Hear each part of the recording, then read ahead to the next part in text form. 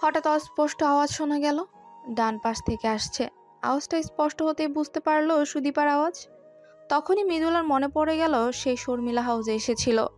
সুদীপারা gate দিয়ে ভেতরে ঢুকছিল। জ্যাক দৌড়ে যাচ্ছিল অর্পিতার দিকে।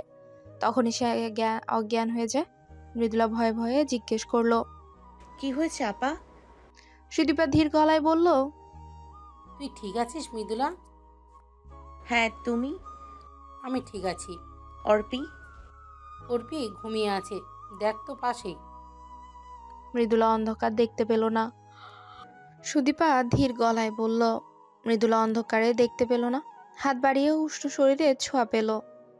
অর্পিতা নাকের কাছে হাত নিয়ে দেখলো নিঃশ্বাস চলছে ঠিকঠাক। মৃদুলার কলিজায় চাপ দিয়েছিল, চাপটা কমলো। ভয়ে ভয়ে জিজ্ঞেস করলো, আমরা কোথায় আছি আপা? জানি না রে, ঘুম ভেঙে দেখলাম এখানেই শুয়ে আছে। আমি জ্ঞান হারানোর পর কি হয়েছিল? সুদীপা উঠে বসলো। খাটের মচমচ শব্দের কারণে সেটা টের পেল না মৃদুলা। সুদীপা তার একটু কাছে এসে বসলো, বলল, শর্মিলি হাউজের গেট দিয়ে ঢুকতেই দেখি একটা কুকুর দৌড়ে আসছে অর্পির দিকে। আমার ভয়ে আত্মা শুকিয়ে গেছিল। প্রায় কাছাকাছি চলে আসতেই এক লোক এসে কুকুরটাকে ডাকলো। কুকুরটা শান্ত হয়ে গেল। লোকটা বোধহয় মালিক। সেই ঝামেলা গেলে খেয়াল করলাম তুই অজ্ঞান হয়ে পড়ে আছিস। তোর মাথার কাছে একটা মেয়ে বসে আছে। মেয়েটা তোকে জাগানোর চেষ্টা করছে। ওই মেয়ে আর আমি তোকে ধরে ভেতরে নিয়ে গেলাম। তোর চোখে মুখে পানি ছিটা দিলাম। তোর জ্ঞান ফিরেছিল একটু, কিন্তু ঘোরের মধ্যে ছিলি। সেই সময় এক মহিলা আমাকে আর অর্পিকে বসালেন। শরবত আর মিষ্টি খেতে দিলেন। সেটা খাওয়ার পরই খুব ঘুম পাচ্ছিল। তাকিয়েই থাকতে পারছিলাম না। ঘুমানোর আগেই অর্পিকে দেখলাম ঘুমিয়ে পড়েছে আমার কোলে। আমিও সবাই হেলান দিয়ে চোখ বুজেছিলাম। ঘুম ভাঙতেই দেখলাম এই অন্ধকারে পড়ে আছি। আমাদের বোধহয় কোনো ঘরে রেখে গেছে ওরা। চলো বের হই। এই ঘরের দরজা নেই, আমি দেখেছি। দরজা পাইনি কোনো, চারিদিকেই দেয়াল। চারদিকে দেয়াল হলে ঢুকলাম কিভাবে? মৃদুলা উঠে বসলো। খাট থেকে নামতে ভীষণ ঠান্ডা মেঝেতে পা পড়ে পুরো শরীর ঝনঝন করে উঠল। মাথাটা আবারও ঘুরে গেল। অনেকক্ষণ পরে থাকায় শরীর চলতে চাইছে না। সে ধীরে ধীরে হাতড়ে হাতড়ে এগুলো একদিকে। ঠান্ডা দেয়ালে হাত পড়লো।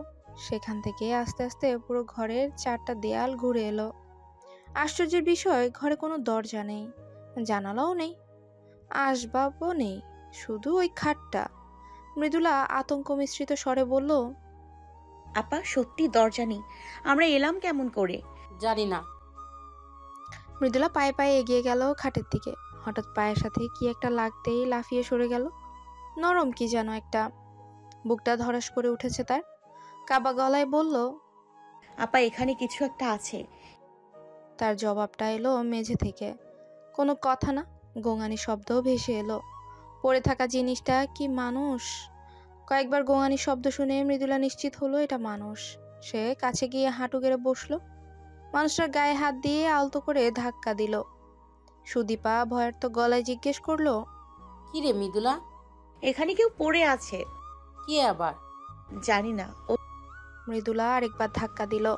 পড়ে থাকা মানুষটা এবার বলে উঠল, ও কে? শিমু।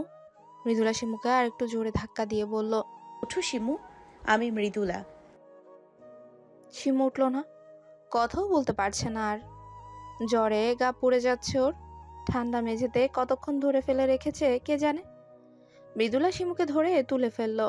এই এতক্ষণে তার চোখ অন্ধকারে মোটামুটি শুয়ে গেছে। খাটটা কোথায় ঠাউর করতে পারছে। নিজের দুর্বল শরীর নিয়ে শিমুকে উঠাতে যান বের হয়ে যাওয়ার জোগাড় হলো তার। সুদীপা তখন এসে হাত লাগালো। দুজন ধরে শিমুকে খাটে শুয়ে দিল। শিমু প্রায় বেহুশ, মাঝে মাঝে চাপা শব্দে গুঙিয়ে উঠছে। সুদীপা মৃদুলার হাত ধরে বলল, এটা কি হলো বোন? আমাদেরকে আটকে রেখেছে। তুই আমাকে কেন আসতে বলেছিলি? আমি বলিনি। তাহলে কে? তোর মেসেজ পেয়েই তো এলাম। মেসেজে কি লেখা ছিল? লিখেছিলি, জলদি চলে এসো, ভয়ানক বিপদে পড়েছি। যদি আমার ভালো চাও এক্ষুনি ঢাকার দিকে রওনা দাও। বেশি কথা বলতে পারছি না। তুমি এলে সব জানতে পারবে। কিভাবে আসবে বলে দিচ্ছি। তারপর কিভাবে আসতে হবে, কোন বাস, কি বলবো সব। মেসেজটা কখন পেয়েছো? 9টার দিকে। আমি পাইনি আপু। আমার ফোন ব্যাগে ছিল। ব্যাগটা ওই বাড়ির নিচতলায় ছিল। অন্য কেউ ইচ্ছে করে তোমাকে আসতে বলেছে, ফাঁদে ফেলতে। অন্য কেউটা কে? আমাদের সাথে তাদের কি শত্রুতা? সম্ভবত মা সম্পর্কিত কিছু। মা? খুব অবাক হলো সুদীপা। এর মধ্যে মা জড়ালো কেমন করে? মৃদুলা সংক্ষেপে পুরোটা খুলে বলল সুদীপাকে। সুদীপার বিশ্বাসই হতে চায় না। সে হাঁ করে বসে রইল অনেকক্ষণ। কিন্তু শিমুল কি করেছে? ওকে আটকেছে কেন? ওর সাথেও কিছু ঝামেলা আছে, কি সেটা জানি না। অসম্ভব। ও আমাদের সাহায্য করতে চাইছিল, তাই ওকে ফেলে রেখেছে। হতে পারে, আবার নাও হতে পারে। এখন কি করব মৃদুলা? আমাদের কি মরতেই রেখে গেছে? এভাবে থাকলে তো না খেয়ে পড়ে মরে যাব। মৃদুলা দীর্ঘশ্বাস ফেলল। সে নিজেও কিছু বুঝতে পারছে না। খুনাক্ষরেও ভাবেনি এভাবে ইঁদুরের মতো আটকে পড়তে হবে। তবে কি কিছু না জেনে এভাবে বিনা অপরাধে ঢুকে মরতে হবে? অর্পির ঘুম ভেঙে গেল কথার শব্দে। জেগে উঠে সে অন্ধকার দেখে ভয়ে কেঁদে ফেলল। মা বলে চিৎকার দিল। সুদীপা কাছে গিয়ে বুকে জড়িয়ে ধরল তাকে। মাথায় হাত বুলিয়ে সুন্দর করে বোঝালো তারা বিপদে পড়েছে, সে যেন শান্ত থাকে। অর্পি ছোটবেলা থেকে খুব শান্ত। কি বুঝেছে কে জানে, মায়ের বুকে মুখ লুকিয়ে চুপ করে রইল। মৃদুলার হঠাৎ খুব কান্না পেল, মায়ের কথা ভেবেই হয়তো। সুদীপা বলল, চল, চিৎকার করে সাহায্য চাই। সবাই মিলে চেঁচালে নিশ্চয়ই কেউ শুনতে পেয়ে সাহায্য করতে আসবে। তুমি কি বাইরে কোনো শব্দ শুনতে পাচ্ছ? না তো। তার মানে আমাদের শব্দ শোনার মতো কেউ নেই। আমাদের এমন জায়গাতে আটকেছে যেখানে চেঁচিয়ে মরে গেলেও কেউ দেখবে না। আমাদের কি শর্মিলা হাউজে আসছে? সম্ভবত। সুদীপা আর কিছু বলল না, চুপ হয়ে বসে রইল। মৃদুলাও কথা খুঁজে পেল না। ভয়ে বুকটা কেঁপে কেঁপে উঠছে বারবার। অনেকটা সময় গড়িয়ে গেল। ভেন্টিলেটরের আলো মরে যেতে দেখে বুঝতে পারলো রাত হয়ে গেছে। এক সময় ঘরটা একেবারে ঘুটঘুটে অন্ধকার হয়ে গেল। অর্পি মাঝখানে অনেকক্ষণ খিদে কেঁদেছে, কাঁদতে কাঁদতে ঘুমিয়েও গেছে। শিমুর জ্ঞান ফিরেছে এর মাঝে। সে জানিয়েছে তাকেও মিষ্টি খাইয়ে অজ্ঞান করা হয়েছে। সবাই ভয়ে কাটা হয়ে আছে। দম বন্ধ করা আধারে ওদের মনে হতে লাগলো সব শেষ। এখন বোধহয় মারা পড়বে সবাই। সবার শরীর দুর্বল। 24 ঘন্টার বেশি সময়ে পেটে কিছু পড়েনি। অনেকক্ষণ পর ওদের মনে হলো মাঝরাতের দিকে ঘরের বাইরে কারো সাড়া পাওয়া গেল। দেয়ালে ঘর্ষণের শব্দ। তারপর হঠাৎ একটা দেয়ালের মাঝখান থেকে শব্দ করে এক পাশ সরে গেল। সে ফোকর দিয়ে আলোর বন্যা বয়ে গেল ঘরে। চোখ ঝলসে যাওয়ার অবস্থা হলো তাদের। সবাই চোখ ঢেকে ফেলল। মোটামুটি সহনীয় অবস্থা এলে দেখতে পেল এক লোক ঘরে ঢুকছে। মালি। লোকটার হাতে একটা ব্যাগ। ব্যাগটা ওদের খাটের উপর রাখলো, বলল, তারপর দ্রুত বের হয়ে গেল ঘর থেকে। ওদের এমন অবস্থা যে টু শব্দটাও করতে পারলো না। মালি ছাড়াও আর একজন দরজার কাছে দাঁড়িয়ে ছিল, হাতে ছিল পিস্তল। লোকটা চলে যেতেই ভেতরটা আবার অন্ধকার। মৃদুলা উঠে গিয়ে দরজার কাছটাতে গেল। কে বলবে সেখান থেকে খোলা যায়? ধরলে মনে হয় পুরো নিশ্ছিদ্র দেয়াল। বোধহয় খোলা সিস্টেম শুধু বাইরে থেকেই। ওরা অন্ধকারে হাতড়ে ব্যাগ খুলল। তাতে দুটো পাউরুটির প্যাকেট আর কয়েকটা কলা। তাই খেয়ে নিল তারা। পানি দেয়নি কোনো। পিপাসার ছাতি ফেটে যাচ্ছে। এই খাবারে ক্ষুধা কমলো না, বাড়লো বুঝতে পারলো না তারা। শুধু আরেক ধাপ আতকে বুকটা ভার হয়ে রইল। খাওয়া শেষে চাপাচাপি করে শুয়ে পড়লো তারা। ক্লান্তিতে বুঝে এলো চোখ। যখন ঘুম ভাঙলো মৃদুলা দেখলো চোখের সামনে অনেক আলো। বাকিরাও জেগে উঠেছে। ঘরের দরজাটা খোলা। দরজা দিয়ে দিনের আলো প্রবেশ করছে।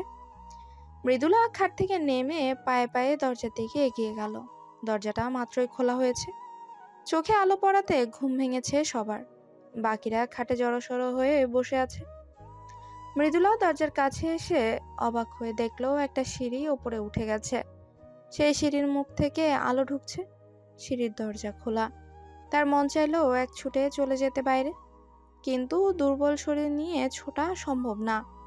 ছুটলেও বোধহয় লাভ হতো না। সিঁড়ির একদম মাথায় একটা ছায়া এসে দাঁড়িয়েছে। মৃদুলার ভয়ে বুক কেঁপে উঠল।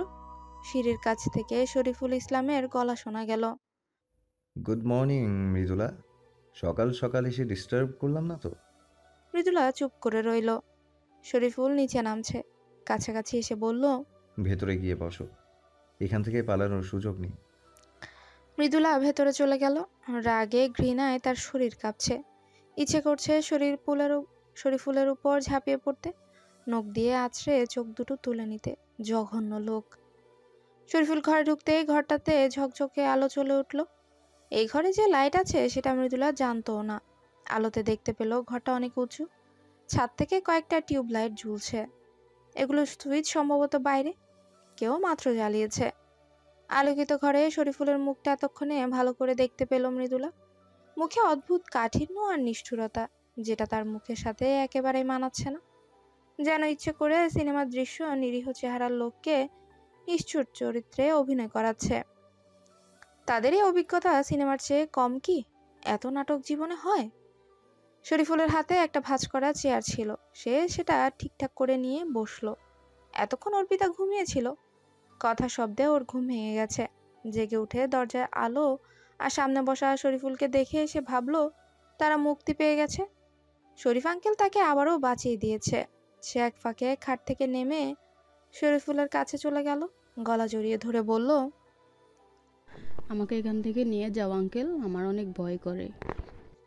শরীফুল বোধহয় ভাবেনি এমনটা হতে পারে।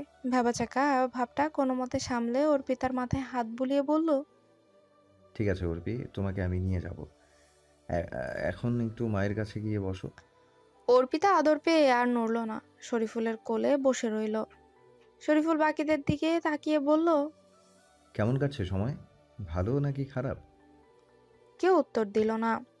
শরীফুল চোখ মুখ শক্ত করে বলল, একটা প্রশ্ন করছি, উত্তর দিতে পারো না? এবারও কেউ কথা বলল না। শুধু অর্পি খানিকটা ভয় পেয়ে মায়ের কাছে চলে গেল। শরীফুল এবার শান্ত হয়ে হেসে বলল, তোমাদের যদি অনন্তকাল আটকে রেখে দিই, কেউ কি খোঁজ করবে? আটকে রাখবে কেন? কি করেছি আমরা? আপনাদের দেবতার মতো মানুষ ভেবেছিলাম, এইভাবে শাস্তি দিচ্ছেন কেন? সুদীপা চেঁচিয়ে উঠল। শান্ত হও সুদীপা, তোমার দোষ নেই এটা সত্য, তবে দোষের ভাগীদার তুমিও, তাই শাস্তি পেতেই হবে। কিসের দোষ? বলবো, বলার জন্যই এসেছি, নয়তো আমি ব্যস্ত মানুষ, অফিস ফেলে এখানে চলে আসতাম না। চুপচাপ বসো বলছি। মৃদুলা কঠিন দৃষ্টিতে তাকিয়ে বলল, আপনি কি চান? তোমাদের একটু কষ্ট দিতে চাই, এই আর কি। আপনি কি জানেন আপনি অসুস্থ? শরীফুল হো হো করে হেসে বলল, তাই নাকি? জানতাম না তো। একবার চেক আপ করিয়ে আসবো আজ, কি বলো? শরীর অসুস্থের কথা বলিনি, আপনি একটা সাইকো।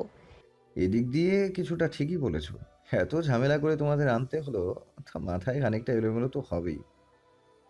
মৃদুলা মুখ ফিরিয়ে নিল। শরীফুল বলল, তোমরা অনেক হতভাগ্য জানো, এখানে পড়ে মরে থাকলেও কেউ খোঁজ করতে আসবে না। মৃদুলার কেউই নেই। সুদীপাও আসার সময় তার স্বামীকে বলে আসেনি, আর শিমুর বাবা তো মরেই গেছে। তোমরা আমার কাছে বন্দি। একটু পা ধরে কান্নাকাটি করতে পারো, যদি আমার দয়া হয় তাহলে ছেড়ে দিতে পারি। সবাই কাঠ হয়ে বসে রইল। ঘৃণাবোধ হয় হারিয়ে গেছে। শরীফুল বলল, আচ্ছা, কিচ্ছু করতে হবে না, চলো তোমাদের মনোরঞ্জনের জন্য একটা গল্প শোনাই, বাস্তব গল্প, তাই একটু মনোযোগ দিয়ে শুনবে। বিক্রম বেতালের মতো গল্পে প্রশ্ন থাকবে, প্রশ্নের উত্তর দিতে পারলে ছাড়া পাবে, আর না দিতে পারলে আটকে পড়বে।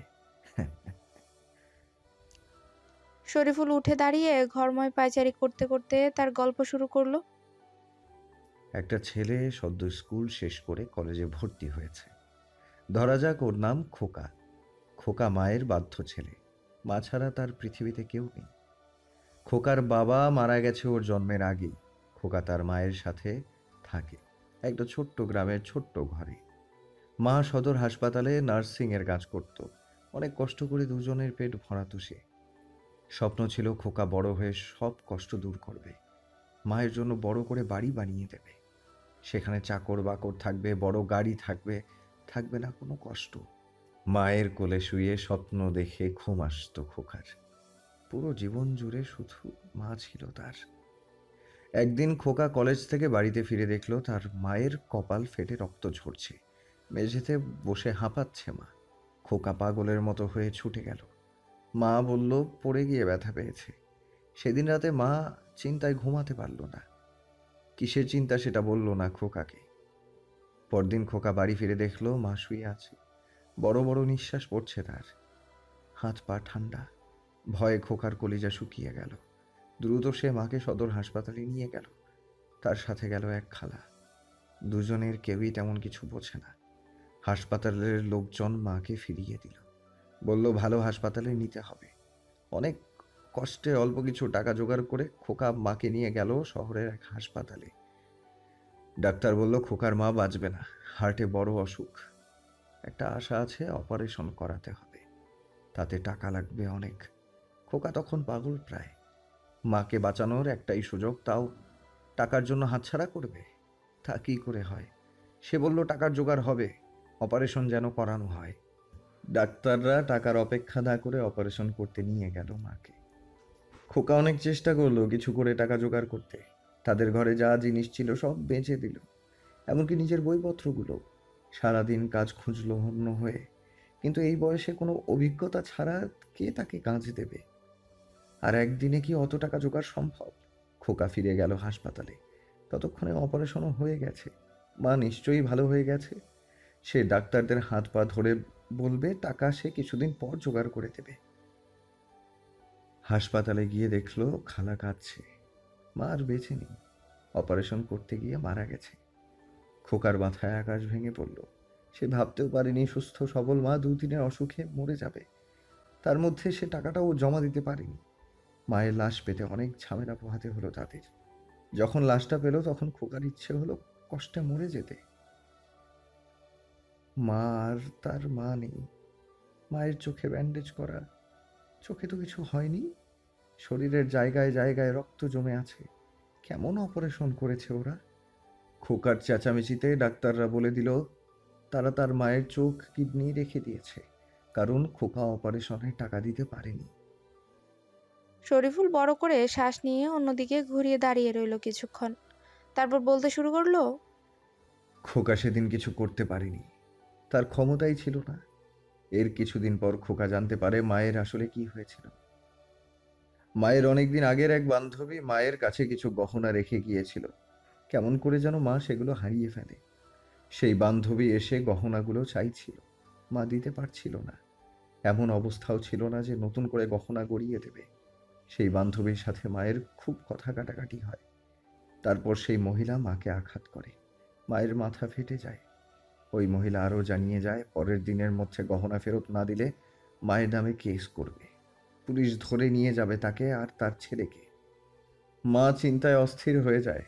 পরদিন মহিলা আবার আসে। সেই দিনও মায়ের সাথে অনেক খারাপ ব্যবহার করে, হুমকি দিয়ে যায় তার প্রাপ্য ফেরত দিতে না পারলে খোকাকে মেরে ফেলবে। তারপরই মায়ের অবস্থা হয়েছিল মরার মতো। মায়ের মৃত্যুর পর 2 বছর খোকা বেঁচে ছিল কোনো রকম। দিনে একবেলা খেয়ে না খেয়ে পড়তে হতো, আবার কাজও করতে হতো। স্টেশনে কুলির কাজ থেকে ঝাড়ুদারের কাজ সব করতে হয়েছে। 2 বছর পর হঠাৎই জাদুর মতো খোকা জানতে পারল সে তার দাদার বিশাল সম্পত্তির একমাত্র উত্তরাধিকার। তার আর এসব ছোট লোকের কাজ করতে হবে না। খোকা তখন জীবনটা বুঝতে শিখেছে। দাদার পুরো সম্পত্তি সে কড়ায় গণ্ডায় বুঝে নিল। তখন তার টাকা হলো, ক্ষমতা হলো। এই ক্ষমতার ব্যবহার করেই জানতে পারল হাসপাতালে তার মায়ের সাথে কি হয়েছিল। সেদিন মায়ের সাথে আরেক রোগী ভর্তি হয়েছিল প্রায় মুমূর্ষু অবস্থায়। রোগীর চোখ দুটো ছিল নষ্ট, প্রায় 2 কিডনি অকেজো। আশ্চর্যভাবে মায়ের সাথে রক্তের গ্রুপ মিলে গিয়েছিল তার। সেই রোগীর বাবার অনেক টাকা। ডাক্তাররা সেই টাকার লোভে মায়ের কিডনি আর চোখ দুটো সেই রোগীকে দিয়ে দেয়। পুরো ঘটনা চাপা দিতে সাহায্য করে হাসপাতালের এক কর্মচারী। টাকা খেয়েছিল সেও। ডাক্তার ভয় পায়নি, কারণ জেনে গিয়েছিল খোকা ছোট মানুষ, সে কিছুই করতে পারবে না, পারেওনি। খোকা তখন ঠিক করে নিল তার মায়ের মৃত্যুর প্রতিশোধ নেবে সে। শুধু ঠিক করলো না, মায়ের কবর ছুঁয়ে প্রতিজ্ঞা করে এলো। অনেক ফিল্মি লাগছে ব্যাপারটা, তাই না? কিন্তু বিশ্বাস করো, এটা সত্যিই ঘটনা। প্রতিটা বর্ণ অক্ষরে অক্ষরে সত্যি। যদি এই পরিস্থিতিতে পড়তে, তবে জানতে পারতে কেমন লাগে। অবশ্য তোমরা কি বুঝবে, তোমরা তো কোনোদিন মায়ের ভালোবাসাই পাওনি। খোকা এখন অনেক বড় বাড়িতে থাকে, তার সাথে খালাও থাকে, আর থাকে তার মায়ের কিছু অংশ, মায়ের চোখ, মায়ের কিডনি। প্রতিশোধ অনেকটা নিয়ে নিয়েছে সে। ডাক্তারকে মেরে ফেলেছে। কিভাবে জানো? এই যে ঘরে তোমরা শুয়েছিলে, সেখানে একটা অপারেশন টেবিলে তার চোখ তুলে নেওয়া হয়েছে। খুঁচিয়ে খুঁচিয়ে বের হয়েছে শরীরের প্রতিটা অঙ্গ। বাকি প্রতিশোধটুকু নেয়ার খুব কাছাকাছি চলে এসেছে খোকা। এই তো আর একটু বাকি। গল্প শেষ। কেমন লাগলো বলো তো? সবাই তীব্র বিস্ময় নিয়ে শুনছিল পুরো কাহিনী। প্রায় সবার হাত পা কাঁপছে, বুক হাঁপড়ের মতো ওঠানামা করছে। কোনো কিছুই ঠিকঠাক মাথায় ঢুকছে না। শরীফুল রহস্য করে বলল, এবার প্রশ্ন করা যাক। বলো তো খোকাকে। ও, এটা তো সহজ প্রশ্ন, উত্তরটা বলে দিই। খোকা আমি। আর তোমাদের কাছে 3টা প্রশ্ন করব। বেতাল অবশ্য একটা প্রশ্ন করতো, আমি 3টে করেছি। এক একজন এক একটা করে পারলেই হবে। 1, আমার মায়ের বান্ধবীকে। 2, মায়ের চোখ কিডনি কিভাবে আমার সাথে থাকে। 3, হাসপাতালের সেই কর্মচারীটা কি? পারবে উত্তর দিতে, নাকি সব গুলিয়ে যাচ্ছে? কেউ কোনো কথা বলল না, শুধু শিমু ফুপিয়ে কেঁদে উঠল। মৃদুলা বুঝতে পারছে ঘটনা কি। 3টে প্রশ্নের উত্তরই তার জানা। এখন প্রশ্ন একটাই রইল, শরীফুল কি করবে তাদের সাথে?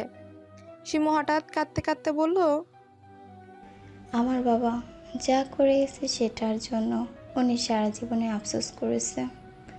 আমাকে বলতো একটা পাপ করেছে, কিন্তু কি সেটা বলতো না। উনি তো মারাই গেছে, তার শাস্তি আমি কেন পাবো? শরীফুল বলল, তোমার বাবাকে কিছু করতে পারলে তুমি বেঁচে যেতে। যতদিনে আমি তার খোঁজ পেয়েছি, ততদিনে সে ক্যান্সারে আত্মরা। তারপর তো গাড়ি অ্যাক্সিডেন্টে মরেই গেল। হয়তো ভাবছো অ্যাক্সিডেন্ট আমি করিয়েছি, আসলে আমি করাইনি। আর একটা শাস্তি না দিলে আমার শান্তি হবে না। ধরে নাও তুমিও আমার মতো পরিস্থিতির শিকার। তোমার মতো শিকার সুদীপা, মৃদুলাও। ওরাও কিছু করেনি, যা করেছে ওদের মা করেছে। কিন্তু মহিলাটা কোথায় যে নিরুদ্দেশ হয়ে গেছে, খুঁজেই পাইনি। তাই সেই শাস্তি পাবে ওরা দুজনে। ওদের মা যখন জানবে, তখন তার শাস্তি আপনা আপনি হয়ে যাবে। মৃদুলার আবারও মনে হতে লাগলো লোকটা একটা পাগল, বদ্ধ পাগল। শরীফুলের বোধহয় গল্পকারের ইচ্ছে এখনো কমেনি। বলতে লাগলো, মৃদুলা, তুমি কি কিছু বুঝতে পেরেছিলে? মৃদুলার মনে হলো চুপ করে থাকলে লাভ নেই, ভালো করে কথা বললে লোকটা যদি কিছু বোঝে। সে ভাবলো একটু কথা বলে দেখা যাক। বলল, এসবের মধ্যে মা জড়িয়েছে সেটা বুঝতে পেরেছি। তুমি বুদ্ধিমতী, আর সেটাই কাল হলো। তোমার অবশ্য পিছু টান নেই, কিন্তু সুদীপার মেয়েটা অনাথ হয়ে যাবে। বাবাটা হয়তো আরেকটা বিয়ে করবে। ওকে সেই অনাথ আশ্রমে দিয়ে আসলে কেমন হবে, যেটাতে তুমি বড় হয়েছো। কি সুদীপা? মৃদুলা চেয়ে দেখলো সুদীপা ফুপিয়ে কাঁদছে। ওর বুকের মধ্যে অর্পিতা মুখ লুকিয়ে আছে শক্ত হয়ে। শরীফুলের দৃষ্টি খানিকটা নরম হয়ে এলো। মৃদুলার আশা হলো লোকটা কি এটা দেখেও গলবে না। নিজেও তো মা হারিয়েছে। মৃদুলার আশায় জল ঢেলে শরীফুল বলে ওঠে, দেখতেই পাচ্ছ মায়ের জন্য কতটা কষ্ট হয়। এই এতটা কষ্টই আমি পেয়েছি তোমাদের মায়ের জন্য। অতএব তৈরি হও। মৃদুলা বলল, আপনি আমাদের খোঁজ পেয়েছেন কেমন করে? আমার মা বাবা আর তোমাদের মা একই বাড়িতে থাকতেন। সেখান থেকে খোঁজ পাই অনাথ আশ্রমের। সুদীপার ঠিকানা পেয়ে যাই। সুদীপার থেকে তোমার। কিন্তু তোমাদের মা গেল কোথায় বলো তো? দম করে নিখোঁজ। মৃদুলা নিজেও উত্তরটা জানে না। গ্রামের লোক বলতো তার মা মরে গেছে। মৃদুলার ধারণা মরেনি, কোথাও না কোথাও বেঁচে আছে।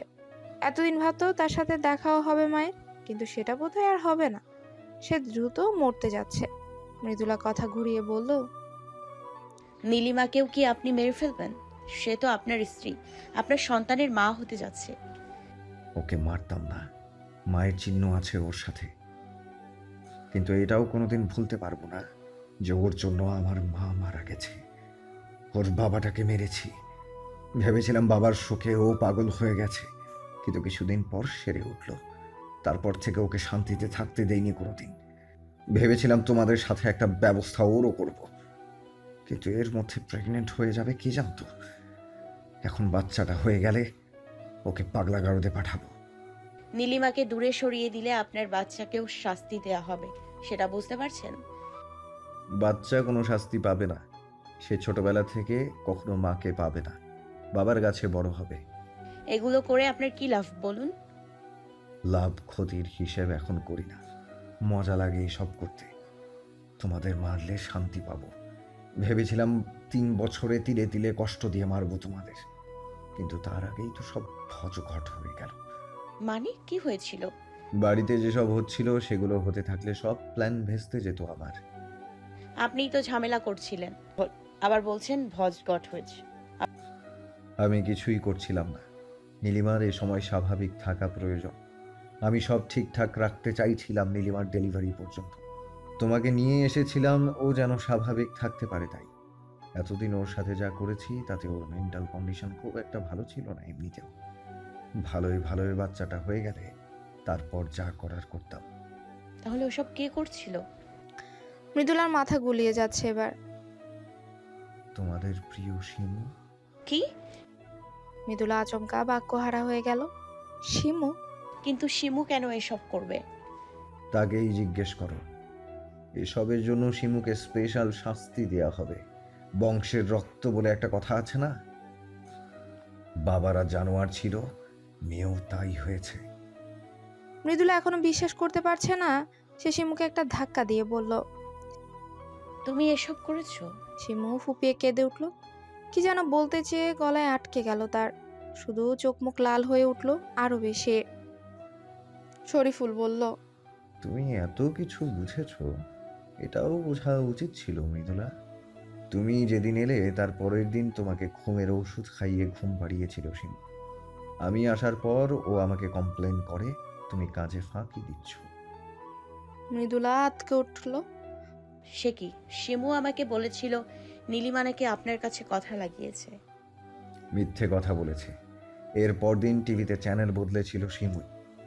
বাড়িতে একটা এক্সট্রা রিমোট থাকে, সেটা সোফার পেছনের ফুলের টবে লুকিয়ে পেছন থেকে চ্যানেল বদলিয়েছিল। ভুলু খালা পরে সেটা আবিষ্কার করেছে। নীলিমার নখ এবড়ো থেবড়ো করে কেটেছিল শিমু। আমি বা ভুলু খালা এসব করিনি। নীলিমার শাড়ি পুড়িয়েছিল শিমু, তারপর অস্বীকার করে নাটক করেছে। নীলিমাকে এটা পর্যন্ত বিশ্বাস করিয়ে দিয়েছে যে এই বাড়িতে ভূত আছে। হ্যাঁ জানি। মাথা ঝাঁকালো মৃদুলা। শেষে যা করলো, ফেস প্যাকের ব্যাপারটা আর নিতে পারলাম না আমি। অনেক ধরবে ও নিজে করে তারপর কনফিউশন তৈরি করেছিল নীলিমা আর ভুলু খালার মধ্যে। তার মানে ভুলু খালা কিছু করেনি? সে শুধু নজর রাখতো, আর কিছু না। ও খোদা, উনি কি জানে আপনি কি করছেন? জানে, তবে সবটা না। মৃদুলার আর ভালো লাগছে না কিছু। সে শিমুর দিকে ফিরে বলল, কেন করলে এগুলো? শিমু চোখ মুছে হিংস্র চোখে শরীফুলের দিকে তাকিয়ে বলল, তুই একটা শয়তান। তুই কি ভেবেছিস তোকে বাবা চিনে নাই? ঠিকই চিনেছিল, শুধু টাকার দরকার ছিল বলেই আমাকে এখানে আসতে দিয়েছিল। সব বলেছিলাম আমাকে। তুই যেমন আমার ক্ষতি চেয়েছিলি, আমিও তোর বউয়ের ক্ষতি করার প্রতিশোধ নিতে চেয়েছিলাম। তখন তো জানতাম না নীলিমা এমন নিজেই এসবের শিকার। এত কিছু জানলে তোকে বিষ খাইয়ে মেরে ফেলতাম এতদিনে। শরীফুল এমন কিছুই ভেবেছিল, বলল, এজন্যই সব তাড়াহুড়ো করতে হলো। যাক শিমু, শেষ পর্যন্ত তুমি সব স্বীকার করলে। তোমাকেই সবার আগে শাস্তি দেয়া যাক, কি বলো? শিমু বিষ দৃষ্টিতে তাকিয়ে রইল শরীফুলের দিকে। মৃদুলা সুদীপা হতভম্ব। শরীফুল কাকে যেন ফোন করলো, সাথে সাথে ওপর থেকে দরজা খুলে গেল। কয়েকজন লোক কালো কাপড় পরা মুখ ঢাকা লোক প্রবেশ করলো ঘরে। ঢুকেই দ্রুতগতিতে মৃদুলা সুদীপার হাত পা বেঁধে ফেললো। ওরা বাধা দেওয়ার চেষ্টা করে খুব একটা সুবিধা করতে পারলো না। অর্পিতাকে শরীফুল কোলে নিয়ে নিল। অর্পিতা ভয়ে নড়তেও পারছে না, সে চুপ করে চোখ বন্ধ করে পড়ে আছে। শরীফুল তাকে নিয়ে গিয়ে ওপরে কারো কাছে দিয়ে এলো। সুদীপা ভয়ে ঠকঠক করে কাঁপতে কাঁপতে জ্ঞান হারালো। তারপর শুরু হলো আসল ঘটনা। শিবুকে দুপাশ চারজন মিলে ধরে ফেললো। ওর নড়াচড়া অবস্থা রইল না। একটা স্ট্রেচার আনা হয়েছে, সেটাতে শুয়ে হাত পা স্ট্যান্ডের সাথে বেঁধে দেওয়া হলো। প্রথমে ওর মুখে এক গাদা মরিচের গুঁড়ো মাখিয়ে দিল একজন। শিমু ছটফট করতে লাগলো, শরীর মোচড়াতে লাগলো। তারপর একটা স্ত্রী গরম করে নিয়ে এলো আরেকজন। প্রথম ছ্যাঁকাটা দেওয়া হলো শিমুর পেটে। গলা ফাটিয়ে চিৎকার করে উঠল সে। আর কিছু দেখতে পারলো না মৃদুলা, জ্ঞান হারালো সে। বিস্ফোরণের শব্দে জ্ঞান ফিরল মৃদুলার। চোখ খুলতেই মাথাটা ঝিমঝিম করে উঠল। চোখের সামনে জ্বলে উঠল শত শত লাল নীল আলোকবিন্দু। কানে প্রথমে ভোঁতা ধরনের আওয়াজ আসলেও আস্তে আস্তে স্পষ্ট শুনতে শুরু করলো। দূরে কোথায় যেন কোলাহল হচ্ছে, অনেক লোক একসাথে চিৎকার করছে। মৃদুলা কয়েকবার চোখ পিটপিট করে দৃষ্টি স্বাভাবিক করার চেষ্টা করলো। ঝাপসা দৃষ্টি ধীরে ধীরে পরিষ্কার হয়ে এলো। তার থেকে কয়েক হাত দূরে হাত পা বাঁধা অবস্থায় স্ট্রেচারে পড়ে আছে শিমু। ঘরে লোকগুলো নেই। শিমু কি মরে গেছে? এত শব্দ কিসের? মৃদুলা অনেক কষ্টে উঠে বসলো। শরীর চলতে চাইছে না। পায়ে পায়ে হেঁটে শিমুর কাছে গিয়ে স্থির হয়ে গেল সে। শিমুর চোখ দুটো খোলা, বড় বড় চোখ দুটোতে তীব্র আতঙ্ক। মুখ থেকে জীবনের চিহ্ন মুছে গেছে। মরে গেছে মেয়েটা। মৃদুলা হাত দিয়ে ওর চোখ দুটো বন্ধ করে দিয়ে দপ করে বসে পড়ল। শিমু সম্ভবত নির্যাতনের ভয়ে হার্ট অ্যাটাক করে মারা গেছে। পেটে পাক খেয়ে উঠছে মৃদুলার। পেটে কিছু নেই বলে হয়তো বমি হলো না, খারাপ লাগা বাড়তে লাগলো। আচ্ছা, লোকগুলো কোথায় গেল? মাথা ঘুরিয়ে চারপাশে তাকালো সে। সব ছড়িয়ে ছিটিয়ে রেখে গেছে ওরা। দূরে মেঝেতে সুদীপাকে পড়ে থাকতে দেখলো। হেঁচড়ে হেঁচড়ে ওর কাছে গেল সে। জোরে জোরে ধাক্কা দিল। মুখ দিয়ে শব্দ বের হতে চাইছে না, কোনো মতে ডাকলো, আপা, আপা। সুদীপা চোখ খুলল না। মরে গেল নাকি?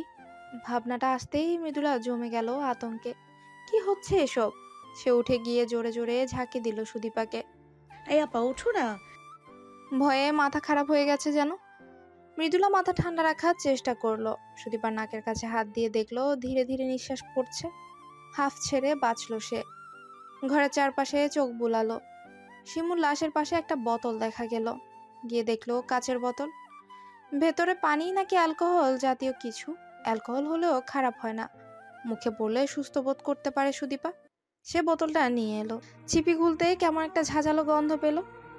মৃদুলা হাতের তর্জনীতে খানিকটা তরল ছুঁয়ে দেখলো, সাথে সাথে জ্বলে উঠলো জায়গাটা। বোতল ছুঁড়ে ফেললো সে। এসিড। হাতের দিকে তাকালো।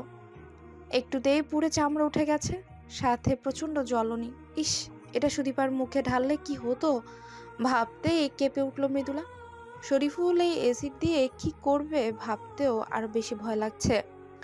অ্যাসিডের বোতলটা ওপাশে ভেঙে তরলটা বের হয়ে গেছে, সেটা থেকে কয়েকটা বুদবুদ উঠল। মৃদুলা চোখ সরিয়ে নিল, চলে গেল সুদীপার দিকে। ভীষণ প্রয়োজনের সময় শরীর দুর্বল থাকলেও কোথা থেকে যেন শক্তি চলে আসে। মৃদুলা সুদীপার হাত পা ঘষে গরম করতে লাগলো। তাকে ধরে টেনে নিয়ে গেল খাটে। আর কিছুক্ষণ ডাকাডাকি আর যত্নের পর চোখ মেলল সুদীপা। খানিকটা হুঁশ আসতেই অর্পি অর্পি বলে ডাকতে শুরু করলো এক নাগারে। সুদীপাকে স্বাভাবিক করে তুলতে সময় লাগলো খানিকটা। মৃদুলা আশ্বাস দিয়ে বলল, লোকটা অর্পির কিছু করবে না। সিঁড়ির মুখে দরজাটা খোলা, বোঝা যাচ্ছে লোকগুলো তাড়াতাড়ি করে বের হয়ে গেছে। দরজাটা আটকাতে মনে নেই। মৃদুলা বুঝতে পারছে না কি করবে। এখান থেকে বের হলেই কি মুক্তি পাবে? পালিয়ে যাওয়াও যাবে না, বাইরে হয়তো লোকজন আছে, তার উপর অর্পি শরীফুলের কাছে। তবুও কাহাতক এখানে বসে থাকবে। সুদীপার অবস্থা বিশেষ ভালো নয়। মৃদুলা ঠিক করলো সে নিজেই বের হয়ে দেখে আসবে বাইরেটা। সিঁড়ি ভেঙে উঠতে শুরু করলো সে। একেবারে মাথায় আসতেই কতগুলো সম্মিলিত গলার আওয়াজ পাওয়া গেল। এদিকেই আসছে, অসহ্য। মৃদুলা ছুটে চলে গেল ভেতরে। লোকগুলোর কথা শুনে বোঝা গেল তারা বাইরের বিস্ফোরণ আর লোকজনের চেঁচামেচি শুনেই বাইরে গিয়েছিল। পুলিশও নাকি এসেছিল। সাইরেনের শব্দে ভরকে গিয়েছিল। লোকগুলো ভেতরে ঢুকে শিমুর লাশটা অবজ্ঞা ভরা কিছুক্ষণ দেখলো। লাশটা টেনে নিয়ে ফেলে দিল ঘরের এক কোণে। একজন এগিয়ে এলো সুদীপার দিকে, বাকিদের জিজ্ঞেস করলো, এইটারে আগে ধরবো নাকি ওইটারে? ওই মাইয়া দাঁড়াই আছে দেখ, মারবা নাকি আমাগো? বাপরে কি চক্ষুর তেজ! হিহি। মৃদুলা ছুটে গিয়ে সুদীপাকে শক্ত করে জড়িয়ে ধরলো। লোকটা আরেক দফা হেসে দিল। এরা নিশ্চয়ই ভাড়াটে খুনি, প্রফেশনাল। মাছির মতো লোক খুন করে, হাতটাও কাঁপে না। খুব সহজেই মৃদুলার হাত ধরে টেনে তাকে সুদীপার থেকে সরিয়ে নিল। সুদীপার বাধা দেবার শক্তি নেই। তাকে টেনে তুললো লোকটা, হেঁচড়ে নিয়ে গেল স্ট্রেচারের কাছে। মৃদুলা গলা ফাটিয়ে চিৎকার করে উঠল। লোকগুলোর হাসি বাড়লো তাতে। আশেপাশে অ্যাসিডের বোতলটা খুঁজলো একজন, না পেয়ে মুখ খারাপ করে গাল দিল। ভাঙা বোতলটার চোখে পড়তে সন্দেহের চোখে তাকালো মৃদুলার দিকে। এগিয়ে এলো লোকটা, ওর চুলের মুঠি ধরে ভীষণ জোরে ঝাঁকি দিয়ে বলে ওর কপালটা সজোরে ঠুকে দিল দেয়ালে। প্রচণ্ড জোরে বাড়ি খেলে মৃদুলার মনে হলো সে তাতেই মরে যাবে। তীক্ষ্ণ ব্যথা ছড়িয়ে গেল পুরো মাথা জুড়ে। ঝাপসা চোখে সে দেখলো লোকগুলো সুদীপার পরনের শাড়িটা খুলে ফেলছে। একটা লোহার রড নিয়ে এসেছে একজন। মৃদুলার চোখ দুটো বুঝে ফেলল। সুদীপা কাঁদছে। থেকে থেকে কান্নার আওয়াজটা মৃদুলার শরীরে বিষের মতো ছড়িয়ে যাচ্ছে। আবারও প্রচণ্ড একটা বিস্ফোরণের শব্দে লাফিয়ে উঠল মৃদুলা। লোকগুলো হতভম্ব। এবারে শব্দটা খুব কাছ থেকে এসেছে। হয়তো এ বাড়ির লনে কিছু ফেলা হয়েছে। বাইরে অনেক লোকজনের কথা শোনা যাচ্ছে। ধাম করে দরজা ভাঙার শব্দ। অনেকগুলো লোক হুড়মুড় করে নিচে নামলো। প্রত্যেকেই সশস্ত্র। পুলিশের পোশাক গায়ে না থাকলেও বোঝা যাচ্ছে ওরা পুলিশ। একজন মহিলা এসে সুদীপার গায়ে শাড়ি জড়িয়ে দিল। খুনিগুলো এত সহজে ধরা পড়বার নয়। পুলিশের সাথে ধস্তাধস্তি শুরু হলো তাদের। ঘরটা যুদ্ধক্ষেত্রে পরিণত হলো মুহূর্তে। কে একজন গুলি ছুড়ল। গুলিটা মৃদুলার দিকে এলো। ওর কান ঘেঁষে গিয়ে লাগলো দেয়ালে। গালাগালি আর চিৎকারের শব্দে মৃদুলার মাথাটা জ্যাম হয়ে গেল। মনে হলো সে আর বাঁচবে না। জেগে থাকার অনেক চেষ্টা করা সত্ত্বেও পারল না। পড়ে গেল নিচে। কে যেন চোখে মুখে পানি ছিটিয়ে দিচ্ছে। মৃদুলার উঠতে ইচ্ছে করছে না। ঘুমে চোখ জড়িয়ে আসছে। মাথাটা ব্যথায় ছিঁড়ে যাচ্ছে। কপাল ফুলে ডান চোখের উপর দিকটা ঢেকে আছে। মৃদুলা অতি কষ্টে চোখ খুলল। তার মুখের সামনে ঝুঁকে আছে একটা মুখ। মৃদুলার মনে হলো সে স্বপ্ন দেখছে। প্রশ্ন এলো, তুমি ঠিক আছো? মৃদুলা বিস্মিত সুরে বলল, তুমি এখানে? তুমি কি সত্যি রিমি? তুমি এখানে কিভাবে এলে? হ্যাঁ, কেমন লাগছে এখন? উঠে বসো তো, এই জুসটা খাও। শরীর অনেক দুর্বল তোমার। মৃদুলার এখনো বিশ্বাস হচ্ছে না। সে ভালো করে তাকিয়ে বলল।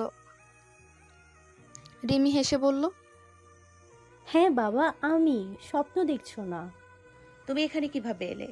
সব বলবো, আগে ফিট হয়ে নাও। রিমি জোর করে মৃদুলার মুখের সামনে গ্লাস ধরলো। মৃদুলাকে খেতে হলো বাধ্য হয়ে। যদিও জুসটা পেটে সহ্য হলো না, বমি করে ফেলে দিল প্রায় সাথে সাথেই। রিমি কোথায় যেন ছুটে গেল। মৃদুলা তখন চারপাশে তাকালো। সে শুয়ে আছে শরীফুলের বাড়ির গেস্ট রুমে। কেমন করে কি হলো কিছুই বুঝতে পারছে না। রিমি ফিরে এসেছে পানি নিয়ে। ওকে দিয়ে বলল, পানি খাও, ভালো লাগবে। মৃদুলা জিজ্ঞেস করলো, সুদীপা আপা কোথায়? সে ঠিক আছে?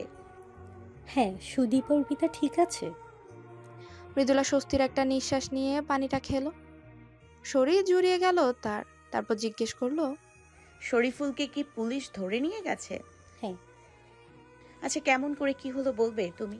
রিমি মৃদুলাকে থামিয়ে বলল, একটু পর সব জানবে। এখন কিছু খেয়ে 8 ঘন্টা রেস্ট নাও, তারপর আমরা বের হব। মৃদুলা এই রিমিকে চিনতেই পারছে না। শার্ট জিন্স পরা, চুলগুলো ঝুটি করে বাঁধা, সুন্দর করে কথা বলা স্মার্ট মেয়েটা কেমন করে এতদিনে তার সাথে থাকা খুব সাধারণ ফর্মাল মেয়েটা হতে পারে? কি হচ্ছে এসব? মৃদুলা বসে থাকতে পারলো না, শুয়ে পড়ল। আচ্ছা, নীলিমা, ভুলু খালা তারা কোথায়? মনে হচ্ছে বহু যুগ আগে তাদের সাথে দেখা হয়েছিল। ভুলু খালাকে তো শরীফুলের সহযোগী হিসেবে ধরে নিয়ে যাওয়ার কথা। আর নীলিমা, সে কি জেনে গেছে সব? জানলে এখন কি করছে? নীলিমার জন্য খুব কষ্ট হতে লাগলো মৃদুলার। মনে পড়ে গেল শিমুর মৃত মুখটাও। ডুকরে কেঁদে উঠল সে। আধ ঘন্টা পর মৃদুলারা গাড়িতে করে রওনা হলো। গন্তব্য গোয়েন্দা বিভাগের অফিস। মৃদুলার সাথে সুদীপা আর অর্পিতাও আছে। অর্পিতা মায়ের বুকে লেপ্টে আছে, ওর হাতে একটা ক্যাডবেরির প্যাকেট। সুদীপাকে খানিকটা সুস্থ দেখাচ্ছে, তবে সে একেবারে চুপ হয়ে গেছে, কথাবার্তা বলছে না। গাড়িতে রিমিও আছে, সামনের সিটে বসেছে। মৃদুলা ততক্ষণে জেনে গেছে রিমি গোয়েন্দা বিভাগের জুনিয়র অফিসার। একটা অপরাধী দলকে ধরার জন্য এই ছদ্মবেশে নিয়ে এতদিন তার সাথে থাকছিল। মাঝখান থেকে মৃদুলার কল্যাণে এই ঝামেলায় জড়িয়ে গেছে। 4 তলা দালানের দোতলায় গোয়েন্দা বিভাগের অফিস। মৃদুলাদের একটা ঘরে বসতে দেওয়া হয়েছে। এক কর্মচারী এসে চা দিয়ে গেছে।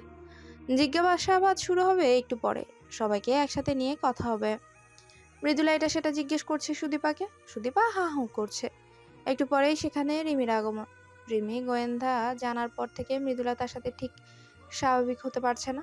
আবার তাদের বাঁচিয়েছে ভাবলে কৃতজ্ঞতায় বুক ভরে আসে। রিমি মৃদুলার সামনে বসে বলল, তুমি ঠিক হও প্লিজ। জানতে চেয়েছিলে না কি হয়েছে? বলছি। বলো। রিমি শুরু করলো। তুমি 2 দিন ধরে বাড়ি ফিরোনি। কখনো এমন হয় না। আবার আমাকে কিছু বলেও যাওনি। চিন্তা হচ্ছিল। এমনিতেও তোমার অদ্ভুত চাকরিটা আমার সুবিধার মনে হচ্ছিল না। খোঁজখবর নিয়েছিলাম। শরীফ ইসলামের ব্যাকগ্রাউন্ড ভালো, লোক খারাপ নয়, তবে ভালো করে খুঁজলে আরও অনেক কিছু জানা যেত। সময় পাইনি। নিজের কেসটা নিয়ে এত ব্যস্ত ছিলাম। দেখতেই তো কত দেরি করে ফিরেছি, রাতে ফিরেনি কতদিন। তখন তোমার ব্যাপারটা আরেকটু সিরিয়াসলি নিলে আজকের ঘটনা কিছুই ঘটতো না।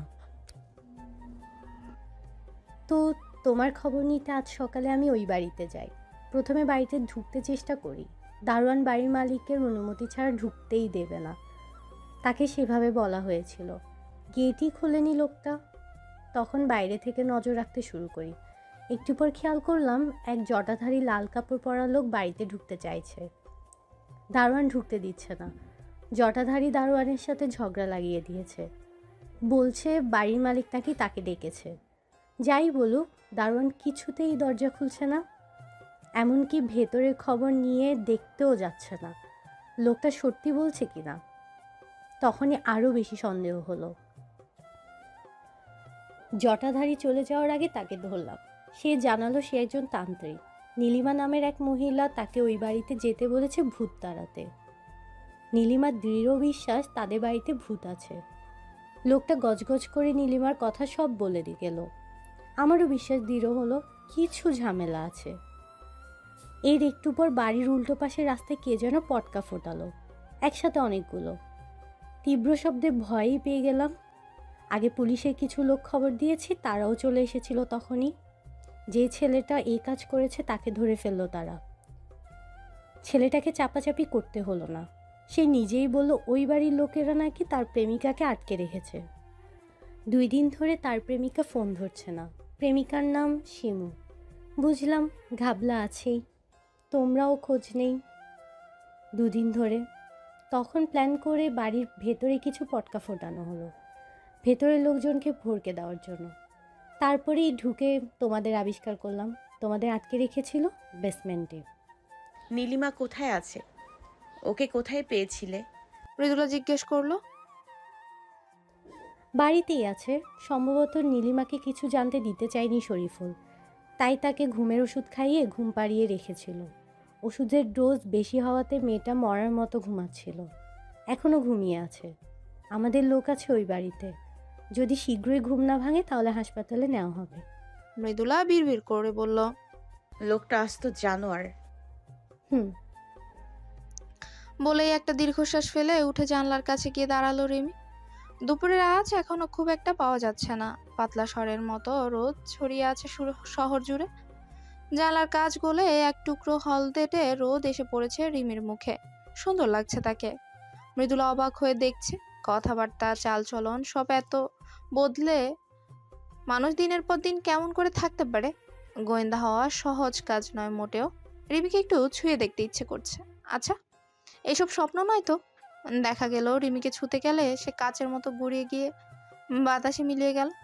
মৃদুলা নিজেকে আবিষ্কার করলো শরীফুলের সেই অন্ধকার কুঠুরিতে। ভাবতেই পুরো গায়ে কাটা দিয়ে উঠল মৃদুলার। নড়ে চড়ে বসলো সে। না, স্বপ্ন হয়তো দেখছে না, জেগেই আছে। তবু বুকের কোণে কাঁপুনিটা এখনো আছে। রিমি তার চিন্তার সুতো কেটে দিয়ে বলল, আমাকে এবার বলো তো কি হয়েছিল, একদম শুরু থেকে সব বলবে। মৃদুলা মনে মনে গুছিয়ে নিল কথাগুলো। রিমি বলে নিল, এসব কথা আবারও জিজ্ঞাসা করা হবে তোমাকে, আবার মানে আরও কয়েকবার। এখন একবার বললে তোমার আমার দুজনেরই সুবিধা। মৃদুলা চায়ে শেষ চুমুক দিয়ে বলতে শুরু করলো। একেবারে তার কাছে পার্সেল আসার পর থেকে রিমি মাঝে মাঝে প্রশ্ন করে গেল। শেষে যখন শরীফুলের গল্পটা মৃদুলা বলল, রিমি উত্তেজনায় উঠে দাঁড়ালো। ঘরের এই মাথা থেকে ও মাথা পায়চারি করতে করতে পুরোটা শুনলো। মৃদুলা খেয়াল করলো রিমির মুখ লাল হয়ে গেছে, ভ্রু কুঁচকে আছে। 1 মিনিট আসছি। বলেই বের হয়ে গেল রিমি। ফিরে এলো মিনিট 10 পর। মৃদুলার মুখোমুখি বসে বলল, শরীফুল যে গল্প শুনিয়েছিল সেটা তুমি যেমন বললে তেমনই, নাকি কিছু বাদ দিয়েছো? এমনি, আমি মনোযোগ দিয়ে শুনেছি। আরেকবার বলো তো। অগত্যা মৃদুলাকে আবারও গল্পটা বলতে হলো। রিমি মন দিয়ে শুনলো। তারপর উঠে তাদের বসতে বলে বের হয়ে গেল। আর কিছুক্ষণের মধ্যেই নাকি জিজ্ঞাসাবাদ শুরু হবে। মৃদুলা শীত শীত করছে। সুদীপা চোখ বুজে চেয়ারে হেলান দিয়ে বসে আছে। ছোটবেলা থেকে অভাবের কষ্ট করেছে মেয়েটা। অনাথ আশ্রমের সোজা সরল বাচ্চাদের সাথে মিশেছে। এখনো সাদাসিধে জীবন তার। এমন ভয়ানক বিপদে তাই নিজেকে ধরে রাখতে পারছে না। সুদীপার একটু বিশ্রামের ব্যবস্থা করতে পারলে ভালো হতো। এসব কাজ সে কখন যে শেষ হবে। মৃদুলার নিজের নার্ভ শক্ত হয়ে আছে। একা সংগ্রাম করে থাকতে থাকতে কেমন করে যেন সব পরিস্থিতিতে মানিয়ে নেওয়ার ক্ষমতা অর্জন করে ফেলেছে সে। ঘরটা বেশ বড়। মাঝখানে গোল টেবিল, টেবিলের চারপাশে চেয়ারগুলো দখল করে রেখেছে মৃদুলা। সুদীপা, ভুলু খালা, শরীফুল, রিমি আর একজন সাদা পোশাকের গোয়েন্দা বিভাগের অফিসারটি দেখতে লম্বা চওড়া, গায়ের রং তামাটে, ঠোঁটের উপর পুরো গোফ। আরেকজন অফিসার দাঁড়িয়ে আছে শরীফুলের ঠিক পেছনে। শরীফুলের বাম হাতটা হ্যান্ডকাপ পরানো। সে উম্মাদের মতো মাথা দোলাচ্ছে আর মাঝে মাঝে সাপের মতো ফুসফুস করছে। চোখের নিচে কালশেটে, ঠোঁটের কোণে জমাট বাঁধা রক্ত। গালে কয়েকটা কাটা দাগ দেখে বোঝা যাচ্ছে মারামারি ভালোই করেছে। প্রথম দিনে দেখা সৌম্য চেহারার সাথে এই চেহারার বড্ড বেশি অমিল। বুলুখালা কপাল পর্যন্ত ঘুমটা দিয়ে মাথা নিচু করে বসে আছে। পারলে হয়তো গর্ত করে মাটির নিচেই ঢুকে যেত। জিজ্ঞাসাবাদ শুরু হলো। শরীফুল কিছুতেই কিছু স্বীকার করবে না। চড় থাপ্পড় কম দেওয়া হলো না, মুখ খোলানো গেল না কিছুতেই।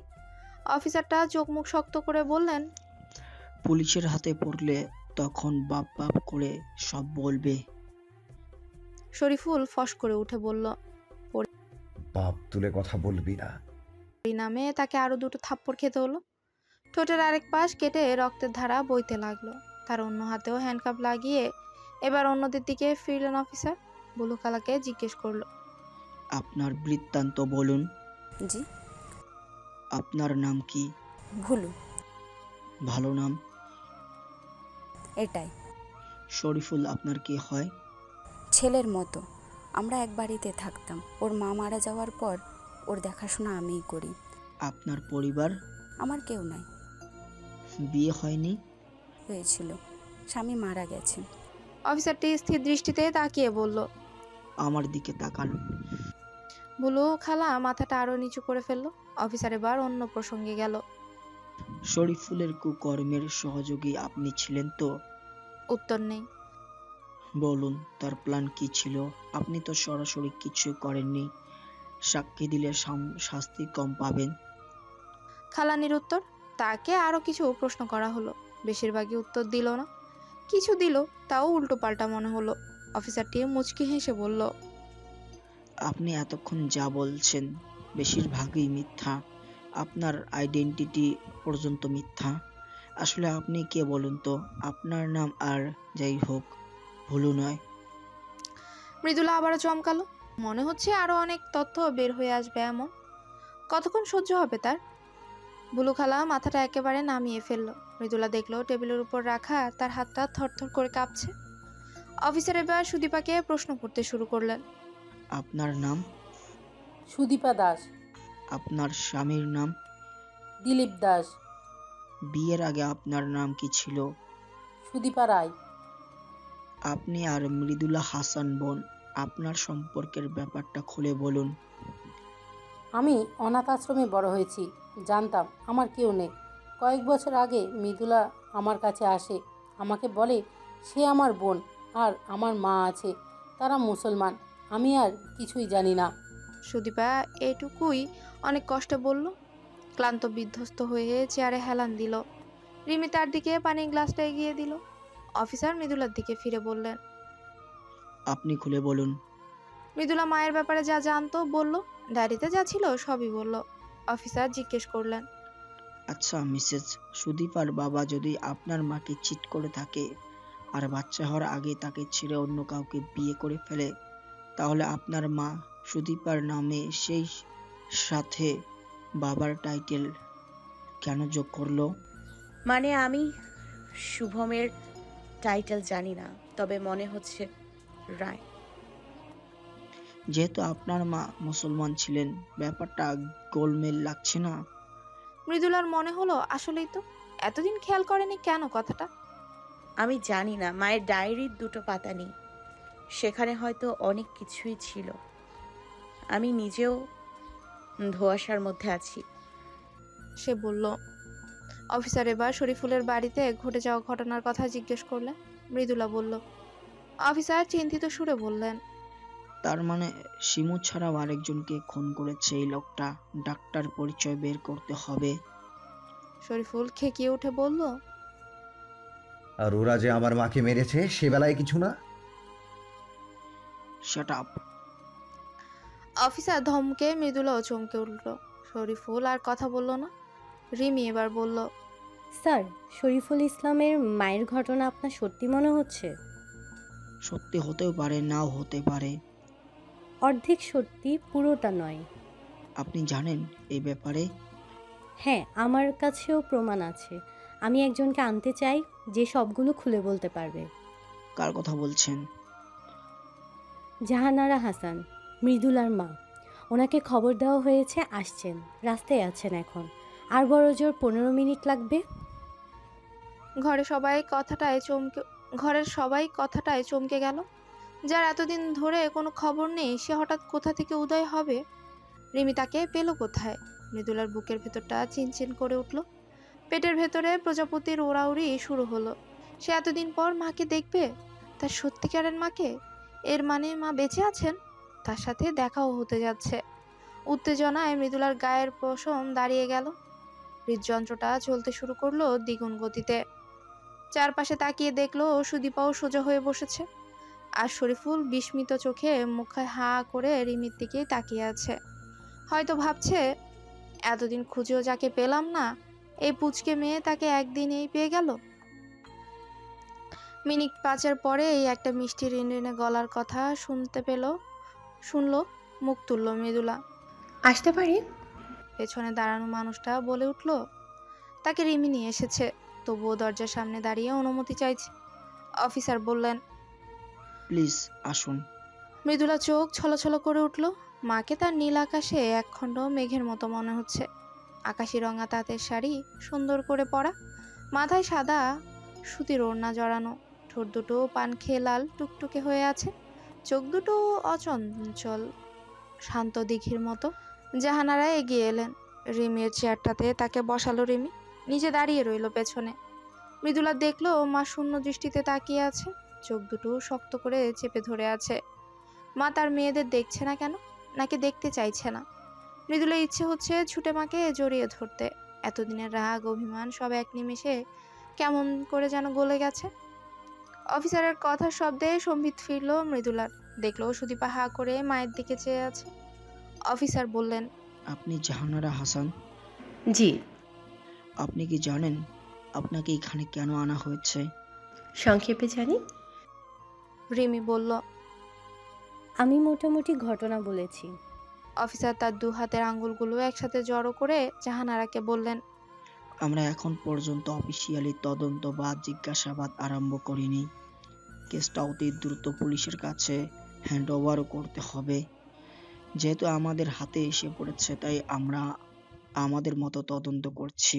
একে তো এটা খুনের কেস, তার সাথে অপহরণ আর খুনের প্রচেষ্টাও আছে, তাই সবকিছুই খুবই জটিল।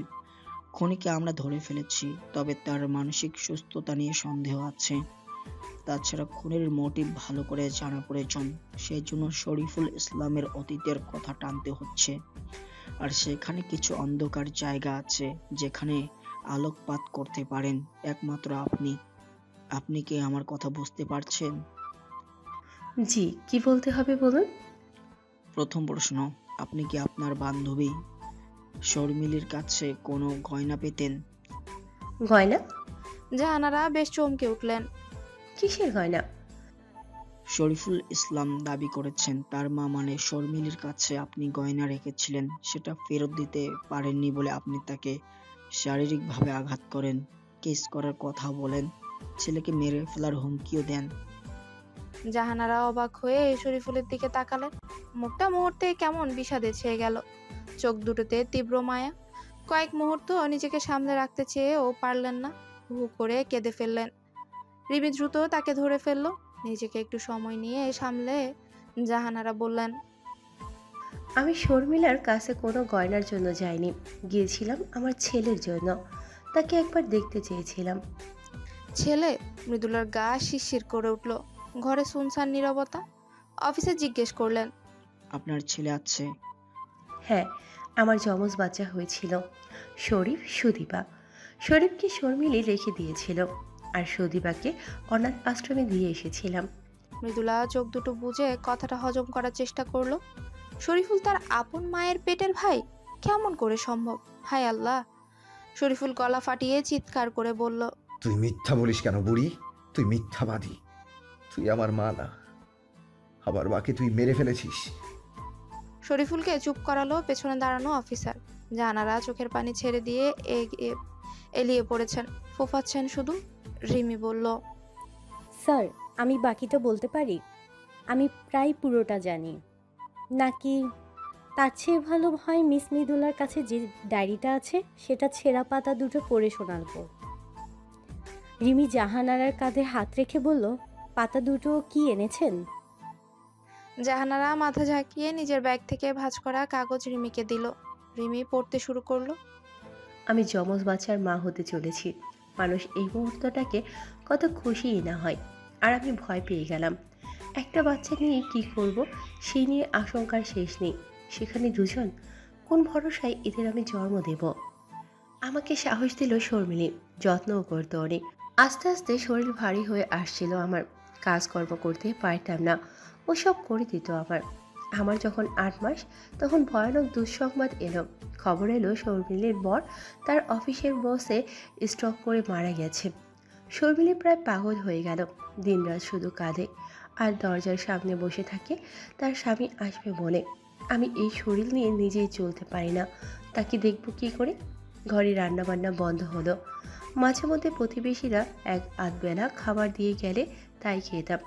শর্মিলাকেও জোর করে খাওয়াতাম। আমাদের দুজনের শরীর খারাপ তখন। হুট করে একদিন আমার লিভার পেন উঠল, মনে হচ্ছিল মরে যাব। অক্ষরিক অর্থের মৃত্যুর খুব কাছ থেকে ফিরে এসেছিলাম সেদিন। আমার বাচ্চারা সুস্থই হলো, একটা ছেলে একটা মেয়ে। আমিও সেরে উঠলাম কিছুদিনের মধ্যেই।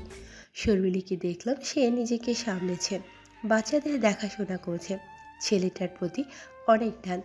দুজনের আমি রাখতে পারতাম না। ছেলে বেশিরভাগ সময় শর্মিলীর কাছেই থাকতো। ছেলের নাম ও রাখলো শরীফ, মেয়ের নাম দিলাম সুদীপা। এদিকে বাবা আমাকে বাড়িতে যাওয়ার জন্য ক্রমাগত চিঠি লিখে যাচ্ছে। আমিও আর সব কিছু মিলিয়ে নিতে পারছিলাম না। মাথাটা বিগড়ে গিয়েছিল বোধ হয়। কথায় কথায় ছেলে মেয়েদের মারছে। একদিকে অভাব, অন্যদিকে মানসিক অস্থিরতা। সব মিলিয়ে নিজের প্রতি বিশ্বাস হারিয়ে ফেলেছিলাম। মনে হচ্ছিল কবে যেন রাতের আধারে বাচ্চা দুটোর গলা টিপে মেরে নিজেও ফাঁসিতে ঝুলে যাব। নিজেকে নিয়ে ভয় হতো না। একদিন সুদীপাকে কলপাড়ে পানির বালতিতে বসিয়ে পুরোটা পানি দিয়ে ভরে ফেলেছিলাম। ওর কান্না কানেই যায়নি। শর্মিলী না দেখলে সেদিন মরে যেত মেয়েটা। সময় গড়িয়ে 2 বছর হয়ে গেল। আমি কাজ পাই না। বাবার পাঠানো টাকায় আমাদের 3 জনের চলে না। অভাব আমাকে আরও বেশি অসুস্থ করে দিচ্ছিল। বহু চেষ্টায় নিজেকে স্বাভাবিক করতে পারিনি। শেষ পর্যন্ত ঠিক করলাম আমাদের সবার বাঁচার একটাই উপায়, আলাদা হয়ে যাওয়া। আমি গ্রামে চলে যাই আর ওদের এখানে কোথাও রেখে যাই। কিন্তু এত ছোট্ট বাচ্চা নিয়ে কি করব? একদিন একটা অনাথ আশ্রম চোখে পড়ল। ঠিক করে ফেললাম ওদের ওখানেই রেখে যাব। বাদ সাধল শর্মিলী। সে কিছুতেই ওদের অনাথ আশ্রমে দিতে দেবে না, কিন্তু আমিও যে আর পারছিলাম না। এদিকে বাবা চাপ দিয়ে যাচ্ছে যাওয়ার জন্য। আমি জানি একবার গেলে আর ফিরতে পারবো না। যাওয়ার আগে ওদের ব্যবস্থা করে যেতে হবে। শর্মিলীকে জানাতেই সে কান্নায় ভেঙে পড়ল। যেদিন ওদের অনাথ আশ্রমে দিয়ে আসবো সেদিন সকালেও বলল ওর কেউ নেই, শরীফকে ওর কাছে যেন রেখে যাই। এটাও বলল যে যখন চাইবো আমি ছেলেকে নিয়ে যেতে পারবো। আমি খুশি হয়ে ওর কাছে দিলাম। শরীফকে ও অনেক ভালোবাসে। এদিকে সুদীপাটাও অসহায় হয়ে রইল। ওকে নিয়ে গেলাম অনাথ আশ্রমে। কি ভয়াবহ দিন ছিল সেটা, ভাবলেই শরীর হিম হয়ে আসে।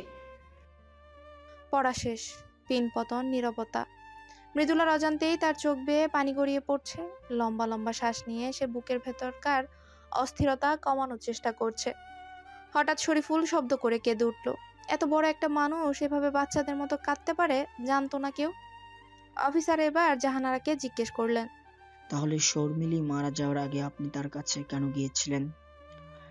জাহানারা দীর্ঘশ্বাস ফেলে বললেন, শর্মিলীর মৃত্যুর খবর আমি পেয়েছি আজ। আমি সেবার ঢাকায় এসেছিলাম, আর থাকতে না পেরে কিছুদিন ধরেই খুব দুঃস্বপ্ন দেখছিলাম। মনে হচ্ছিল ফেলে যাওয়া ছেলে মেয়েদের চোখের দেখা না দেখলে পাগল হয়ে যাব। একদিন আর না পেরে বেরিয়ে পড়েছিলাম। মৃদুলার বাবাকে বলেও আসতে পারিনি, কাগজে লিখে চলে এসেছিলাম। মায়ের মুখে নিজের নামটা শুনে বুকটা ভার হয়ে আসলো মৃদুলা। দাঁতে দাঁত চেপে আবেগ সংবরণ করলো। জাহানারা বলছে, আগের ঠিকানায় গিয়ে দেখি শর্মিলী আর সেখানে থাকে না। গ্রামে যাওয়ার পর নানা ঘটনার চক্রে পড়ে ওর সাথে আর যোগাযোগ করতে পারিনি আমি। চিঠি দিয়েছিলাম, সেগুলোর উত্তর পাইনি, তাই জানতাম না সে কোথায় আছে। শর্মিলী সেই হাসপাতালকেও আর কাজ করতো না।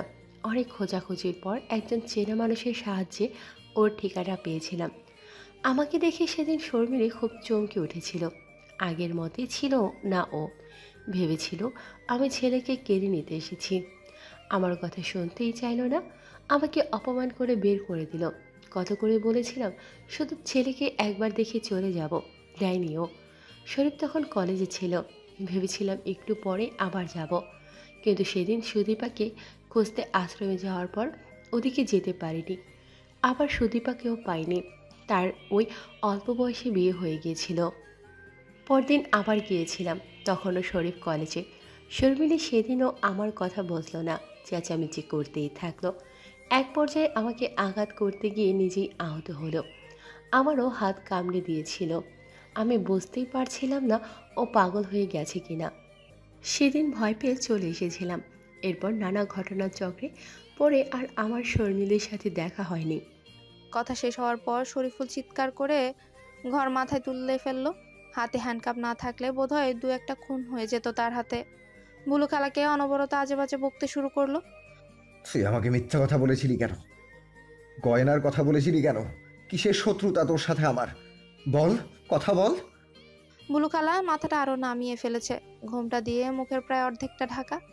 অফিসার বললেন, রিমি, এই মহিলার মাথায় কাপড়টা সরাতো। রিমি ঘোমটা খুলে বুলু খালার মুখটা উপরের দিকে তুলে ধরলো। জাহানারাকে বলল, দেখুন তো চিনেন কিনা, এই মহিলার অনেক বড় ভূমিকা আছে সবকিছুতে। জাহানারা কয়েক সেকেন্ড তাকিয়ে থাকলো, যেন চিনি চিনি করেও মনে পড়ছে না। হঠাৎ চিনতে পেরে ছিটকে উঠলো, কাপা কাপা স্বরে বলল, চিনি ওকে। কে বলুন? ও সুস্মিতা। পরিচয় বলুন, আপনার তার সাথে কি শত্রুতা? জাহানারা ঢোক গিলে বলল, ও শুভমের বউ ছিল, আমাকে ফেলে ওকে বিয়ে করেছিল শুভম। বিয়ের অনেক বছর হয়ে গেল যখন সুস্মিতার বাচ্চা হয়নি, তখন শুভম ওকে তাড়িয়ে দিয়েছিল। কিন্তু সে শর্মিলীর কাছে কিভাবে পৌঁছলো? আমি জানি না। অফিসার এবার সুস্মিতার দিকে ফিরে বললেন, আপনি বলুন। সুস্মিতা ওরফে বুলু খালা মুখে তালা মেরে বসে রইলেন অনেকক্ষণ। বেশ কসরত করতে হলো তাকে মুখ খোলাতে। শেষমেশ বলল, আমার স্বামী একটা লম্পট ছিল। বিয়ের 6 বছর পরেও যখন বাচ্চা হয় নাই, তখন আমাকে ছেড়ে দেয়, কুকুরের মতন বের করে দেয় বাড়ি থেকে। আমার মা বাপ ছিল না। ভাইয়ের সংসারে স্বামী তাড়ানোর মেয়ের জায়গা হয় নাই। মানুষের বাড়িতে কাজ করে একটা ছোট্ট বস্তিতে থাকতাম। কিন্তু এই দেশে হিন্দুদের কি দাম আছে কোনো? খালি হিন্দু বলে কাজ পাইতাম না। নিজের ধর্মের মানুষও দূর দূর করতো। তখন নাম বদলাইয়া অন্য জায়গায় গেলাম। একটু ভালো থাকা শুরু করলাম তখন। সেই বাড়িতেই শরীফরা থাকতো। ওরে আমি আদর করতাম অনেক, ও আমাকে মানতো খুব। একদিন হঠাৎ দেখলাম জাহানারাকে বাড়িতে ঢুকে শর্মিলীর খোঁজ করতেছে। আমার গা জ্বলে গেল ওরে দেখে। শুভম আমার সাথে যা করেছিল তার একটা বড় কারণ ছিল এই জাহানারা। কথায় কথায় উঠতে বসতে খোঁটা দিত। ওর বাচ্চা হয়েছে, আমার হয় নাই বলিয়া প্রতিটা জিনিস নিয়ে তুলনা করত। গায়ে হাতও তুলতো। মন চাইতো জাহানারা আর ওর বাচ্চাগুলোরে আগুনে পুড়াইয়া মারতে। সেদিন জাহানারারে দেখে মনে সবার প্রথম প্রতিশোধের বিষয়টাই আসে। লুকিয়ে ওর আর শর্মিলীর সব কথা শুনলাম। যা বোঝার বুঝে গেলাম। তখনই সুযোগ পেয়ে গেলাম প্যাঁচ লাগানো। সুযোগ বুঝে শর্মিলীর অসুস্থতার সুযোগে শরীফেরে ওর নিজের মায়ের বিরুদ্ধে লাগিয়ে দিলাম গয়নার কথা বলে। সেদিন শর্মিলীর সত্যি হার্ট অ্যাটাক হয়েছিল। অপারেশন করে ওরে বাঁচানো যায় নাই। তখন নীলিমার বাবা পাগল হয়ে ঘুরতেছিল কিডনির জন্য। ডাক্তাররা যখন দেখলো শর্মিলীর সাথে নীলিমার রক্ত মিলতেছে, তখন শর্মিলীর বাড়ির লোক খুঁজতেছিল। আমি তাদের বলেছি ওর কিডনি নিতে, সাথে চোখ নিলেও আপত্তি নয়। ডাক্তাররা তাই করে। পরে শরীফরে বলেছি, ডাক্তাররা সব ইচ্ছে করে করেছে, টাকার লোভে। ডাক্তারদের সাথে ওরে কথা বলতে দিই নাই। তার অনেক পর শরীফ যখন ওই হাসপাতালের খোঁজ করতেছিল, তখন সেখানকার একজনকে টাকা খাইয়েছিলাম ওকে ভুলভাল তথ্য দিতে। সেই লোক এক ডাক্তারকে দেখাইয়া বলেছিল সে অপারেশন করেছে, আসলে তার কোনো দোষ ছিল না। আর এক কর্মচারী যে সত্যিই টাকার লোভে 2 নম্বরে কাজ করত, তারে দেখাইয়া বলেছিল সে ঘটনা ঢাকা দিতে সাহায্য করেছে। এসব করেছিলাম যাতে শরীফের মনে আরও বিষ ঢালতে পারি। ও একটা অমানুষ হয়, আর আমি পারছি। ও একটা অমানুষই হয়েছে। 3টা খুন করেছে, কিন্তু যাদের করাতে চাইছিলাম তাদেরই পারে নাই। জাহানারা আর তার মেয়েদের কিছুই করতে পারে নাই সে। এত কিছুর পর লাভ একটাই, জাহানারার এক ছেলে এখন জেলে পচে মরবে। মৃদুলার হৃৎপিণ্ড এতক্ষণ গলার কাছে এসে আটকে ছিল। এত ভয়ানক এই মহিলা, এতটা সে ভুলেও কল্পনা করেনি। ও শরীর কাঁপতে শুরু করলো। মায়ের দিকে তাকিয়ে দেখলো মা কাঁদছে। রিমির হাত চেপে ধরে রেখেছে। কাঁদছে সুদীপাও। শুধু শরীফুল লাল চোখে অবাক চোখে তাকিয়ে আছে বুলু খালার দিকে। সে দৃষ্টিতে রাগ নেই, আছে অজস্র অভিমান আর বিশ্বাসভঙ্গের ক্ষোভ। বোধহয় দম ফেলতেও ভুলে গেছে। একসময় সে মাথা নিচু করে ফেলল। যাকে এতদিন মায়ের জায়গা দিত, তার এরূপ সহ্য হবার কথাও না। শরীফুলকে দেখে এই প্রথমবার মৃদুলার ভীষণ মায়া হলো। আগে সব ভুলে গিয়ে তাকে জড়িয়ে ধরে একবার বলতে ইচ্ছে হলো, ভাইয়া তুমি অনেক কষ্ট পেয়েছো জানি, আর পেতে দিব না, সব ঠিক হয়ে যাবে। কিন্তু কিছুই যে তার আর ঠিক হওয়ার নয়।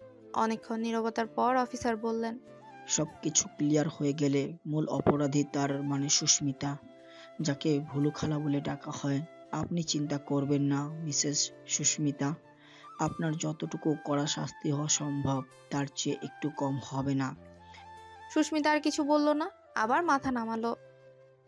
অফিসার সবশেষে জাহানারাকে আরেকটা প্রশ্ন করলেন। এই প্রশ্নটা ঠিক কেসের সাথে যায় না, জাস্ট ব্যক্তিগত কৌতূহল থেকে করছি। আপনি সুদীপার নামের সাথে তার জন্মদাতা বাবার পদবি যোগ করেছিলেন কেন? সে তো তার সন্তানদের স্বীকারই করেনি। ওদের কারোর নামেই কোনো পদবি ছিল না। শরীফুল ইসলাম পদবি যোগ করেছিল শর্মিলী, ওর স্বামীর সাথে মিলিয়ে। আর সুদীপাকে অনাথ আশ্রমে দিয়ে আসার সময় সেখানকার লোকদের বলেছিলাম সুদীপা প্রতিবেশীর মেয়ে, ওর বাবা মা ওকে ফেলে চলে গেছে। ওরা সেই বাবার পদবি দিতে বললে সত্যিকার ফেলে যাওয়া বাবার পদবি দিয়েছিলাম। ও আচ্ছা। আর কেউ কোনো কথা বলল না। মিটিং শেষ হলো। শরীফুল আর সুস্মিতাকে পুলিশের লোক এসে নিয়ে গেল থানায়। যার আগে এত বছর পর প্রথমবারের মতো কিংবা শেষবারের মতো জাহানারা মিনিট দুই ছেলের হাতটা শক্ত করে ধরে রাখলো। কেউ কোনো কথা বলেনি। নীরবতার ভাষাতেই তাদের জমে থাকা অপরাধ বোধ জানান দিয়ে গেল। জাহানারার অবস্থা খুব একটা ভালো না। মৃদুলার আগে যে ঘরে বসেছিল সেখানে নেওয়া হলো তাকে। মৃদুলা সুদীপাও গেল। জাহানারা একটু বিশ্রাম নেবার পর মৃদুলা মায়ের সামনে গিয়ে দাঁড়িয়ে জিজ্ঞেস করলো, আমাকে চিনতে পারছো? জাহানারা আবারও কেঁদে ফেললেন। নিজের হাত দুটো জোর করে বললেন, মৃদুলা, সুদীপা, তোরা আমাকে ক্ষমা করে দিস। আমি পৃথিবীর সবচেয়ে খারাপ মা। তোদের জীবনে যত কষ্ট সব কিছুর জন্য আমি দায়ী। যা শাস্তি দেবার আমাকে দিতে পারিস। মৃদুলা সুদীপা দুজনে এগিয়ে গেল, জড়িয়ে ধরলো মাকে। আজ সব ভুল বোঝাবুঝি শেষ হোক। কেউ আর কষ্ট পেতে চায় না তারা, আর একটু অভিমানের দেয়াল তুলে থাকতে চায় না। যা ভুল ছিল সেসব কদিনের ঘটনায় সব ধুয়ে গেছে। তুমি আমার কাছে আর ফিরে আসোনি কেন মা? জিজ্ঞেস করলো মৃদুলা। জাহানারা বড় করে নিঃশ্বাস ফেলে বলল, সেদিন শর্মিলীর বাড়ি থেকে ফেরার পথে হঠাৎ শুভমের সাথে দেখা হয়ে যায়। শুভম আমাকে দেখে পাগলের মতো ছুটে আসে, আমার হাত ধরে পাগলামি করতে থাকে, বারবার বলতে থাকে আমি যেন ওর সন্তান নিয়ে ওর কাছে ফিরে যাই। আমি শুভমকে কোনো মতে এড়িয়ে পালিয়ে যাই সেখান থেকে। শহরে গিয়ে থাকার জায়গা ছিল না বলে একটা হোটেলে উঠেছিলাম। প্রথম দিনেই হোটেলের ঠিকানায় ফোন করে তোর বাবাকে জানিয়ে দিয়েছিলাম। হোটেলে ফিরে দেখি তোর বাবা এসেছে। 3 দিনও ফিরছি না বলে চিন্তায় চলে এসেছিল। আর তখন তো সবার হাতে মোবাইল ফোন ছিল না, তাই অস্থির হয়ে পড়েছিল। তার একটু পরেই হোটেলে শুভম উপস্থিত। আমার পিছু পিছু এসেছিল সে। তারপর তোর বাবাকে যা নয় তাই বলেছিল। শুভমের সাথে কি সম্পর্ক ছিল সেসব বলে দিয়েছিল। বলেছিল সন্তানের কথাও। তোর বাবা সেদিন অনেক কষ্ট পেয়েছিল রে মৃদুলা। চুপচাপ বেরিয়ে গিয়েছিল হোটেল থেকে, একবারও পিছু ফিরে দেখেনি। তারপর আমার আর মুখ ছিল না রে ওই সংসারে ফেরার। তোর বাবার সামনে দাঁড়ানোর সাহসী জোগাড় করতে পারিনি লজ্জায়। পালিয়ে গিয়েছিলাম সেখান থেকে। আর যে ডায়েরিটা তোর কাছে আছে সেটা আমি আগেই লিখেছিলাম, ছিল আমার সাথেই, সেটা তোর বাবার কাছে পাঠিয়ে দিয়েছিলাম যাতে আমার কষ্টটা একটু হলেও বোঝে। শুধু শরীফের অংশটুকু ছিঁড়ে ফেলেছিলাম, কারণ শর্মিলী বলেছিল ওর প্রতি একটু কৃতজ্ঞতা থাকলে যেন আমি শরীফের কথা কোনোদিন কাউকে না বলি। তুমি কোথায় গিয়েছিলে মা? প্রশ্ন করলো সুদীপা। সেসব অনেক কথা বলবো সময় করে। জানিস, তখন আমি আমার সন্তান সম্ভবা ছিলাম। আমার সবচেয়ে ছোট সন্তানটিকে আমি মানুষ করতে পেরেছি আদর ভালোবাসা সব দিয়ে। সে কে বলতো? রিমি? চিৎকার করে বলল মৃদুলা। হ্যাঁ। রিমি তখন ঘরের কোনায় দাঁড়িয়ে আছে, কাঁদছে। মৃদুলা ছুটে গিয়ে জড়িয়ে ধরলো তাকে। অনেকক্ষণ জড়িয়ে রাখার পর রিমির কপালে চুমু খেয়ে বলল, তুমি আগেই জানতে তাই না যে আমি তোমার বোন? হ্যাঁ আপু। সেজন্য আমার সাথে থাকছিলে? রিমি মাথা নেড়ে বলল, না, আমি তদন্তের কাজেই তোমার সাথে থাকছিলাম। তুমি যে আমার বোন সেটা জানতে পেরেছি অনেক পরে। একদিন তোমার ঘরে মায়ের ডায়েরিটা পেয়ে গিয়েছিলাম। ভেতরে লেখা পড়ে চমকে উঠেছিলাম। মায়ের সাথে কথা বলেছিলাম। মা নিশ্চিত করেছিল তুমিই তার মেয়ে আর আমার বোন। ওরা সবাই একত্র হয়ে বসলো। নানা কথা বলতে বলতে কান্নায় ভেঙে পড়লো সবাই। যারা ওদের ঘরের সামনে দিয়ে গেল তারা দেখতে পেল ভিকটিম অফিস ঘরে 4 জন নারী একে অপরকে আষ্টে পৃষ্ঠে জড়িয়ে ধরে নিঃশব্দে কাঁদছে। 1 বছর পর শরীফুল আর সুস্মিতা দুজনেরই যাবজ্জীবন কারাদণ্ড হয়েছে। মৃদুলা তার মা বোনের সাথে একসাথে থাকে। তাদের সাথে থাকে নীলিমাও। নীলিমা যমজ মেয়ে হয়েছে। সেই ঘটনার পর নীলিমাকে সুস্থ করতে অনেক কষ্ট হয়েছে সবার। এখনো পুরোপুরি স্বাভাবিক হয়নি নীলিমা। চাঁদনি রাতে অস্থির হয়ে সে ছাদে চলে যায়। চুল ছেড়ে রেলিংয়ে পা ঝুলিয়ে বসে থাকে। ঝুম বৃষ্টির দিনে ছুটে বের হয়ে যায় ঘর থেকে। আকণ্ঠ পান করতে থাকে বৃষ্টির পানি।